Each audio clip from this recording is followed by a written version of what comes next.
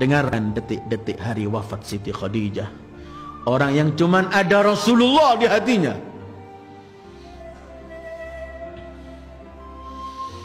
Hari itu beliau sakit, berbaring di tempat tidur yang paling sederhana, di kamar paling sederhana.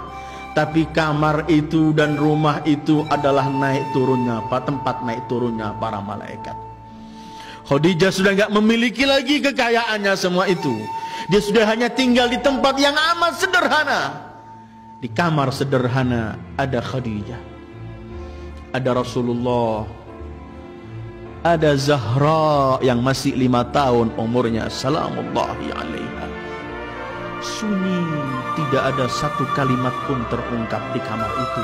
Semua cuman pandang memandang. Khadijah mengeluarkan suara lebih keras, menangis beliau. Kemudian melihat Rasul, sekali melihat putrinya Zahra, memegang Zahra, kemudian memeluk, menangisi Zahra. Memandang Rasul, kemudian sunyi tanpa suara. Beliau pecahkan suara pertama. Khadijah berkata, "Ya Rasulullah, aku mungkin di akhir-akhir hayatku, wahai kekasih Allah. Aku sangat yakin aku sebagai istrimu, aku belum berbakti sepenuhnya kepadamu. Mohon maafkan semua kekuranganku ya Rasulullah." Rasulullah mendengar suara ini, beliau teriak, "Hasyaki, hasyak, tidak wahai Khadijah. Kamu yang menghabiskan hartamu untuk perjuanganku. Kamu orang yang paling dekat kepadaku, setiap sekian orang kerabatku lari. Kamu yang paling berjuang Khadijah, jangan kamu katakan begitu." Khadijah memeluk lagi Fatimah.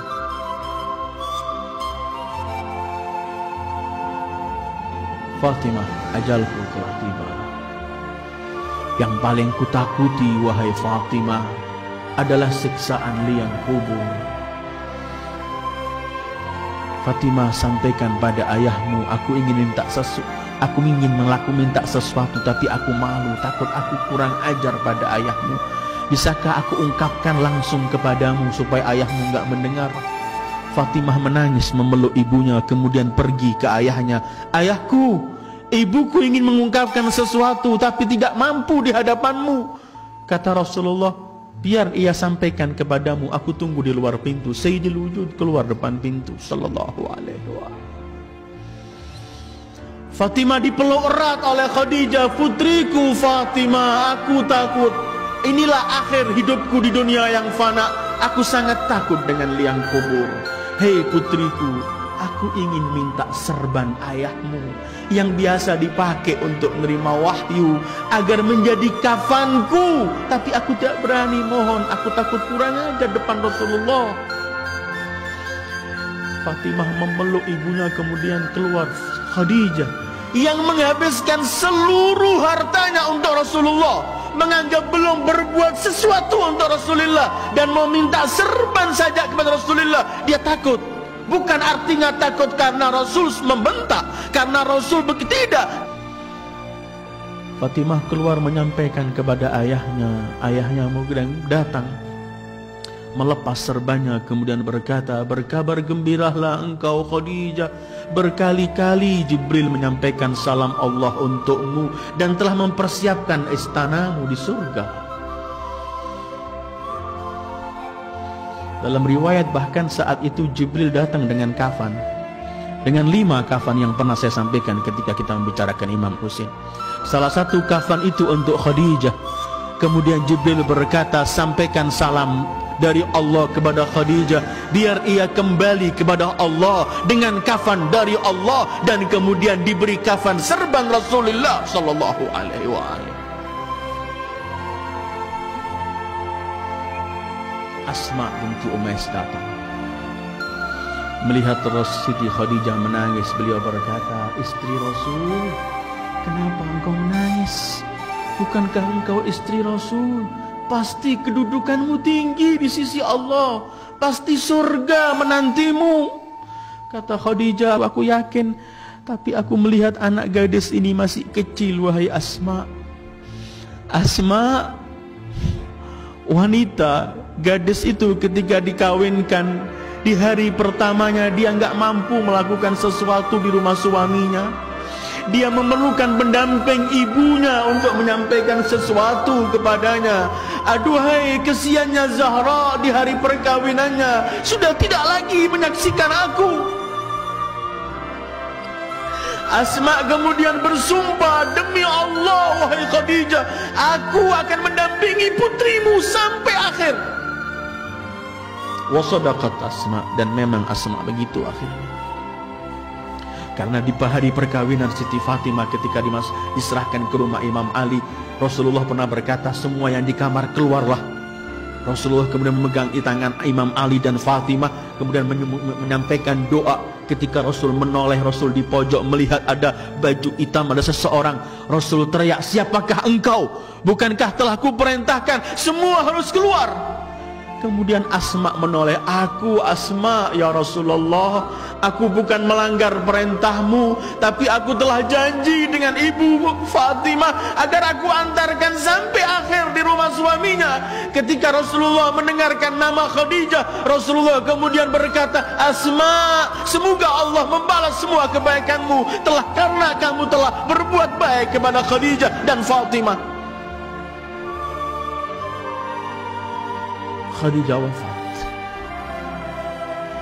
Siti Sayyidah Fatimah mengelilingi jenazah Khadijah, kemudian memegang Rasul seraya berkata, Abata, aina ummi, aina ummi, di mana kelak ibuku?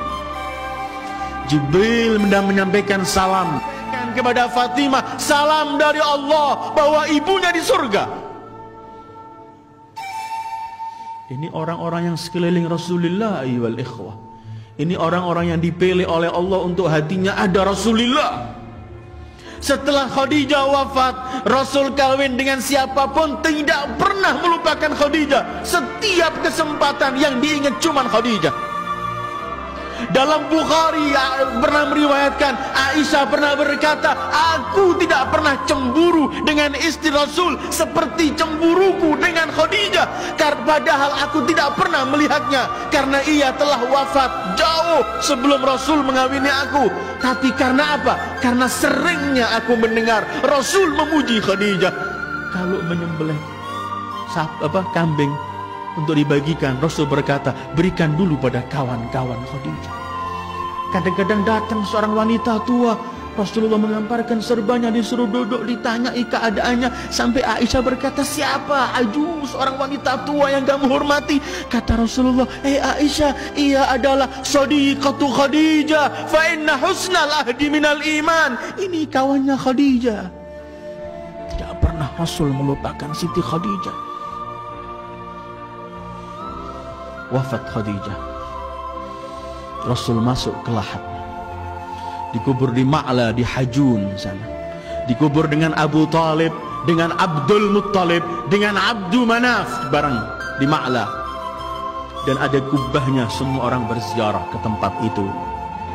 Tetapi tahun 1924 Masehi atau 1343 Hijriah, kubah Siti Khadijah dengan Abu Talib dihancurkan rata oleh tanah oleh Wahabiyin saat itu. Seperti tempat-tempat yang lain.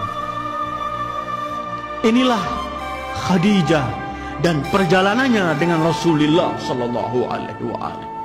Ketika beliau mencintai Rasulullah, beliau yakin beliau tidak pernah melakukan sesuatu pada Rasulullah, karena selalu beliau menganggap kurang dan tidak pernah melakukan sesuatu. Karena Rasulullah agung, mulia baginya, karena itu kemudian beliau melihat dirinya sedikit dan tidak pernah melakukan sesuatu. Ayyuhal ikhwah, inilah sekelumit mengenai Siti Khadijatul Kubra At-Tahirah.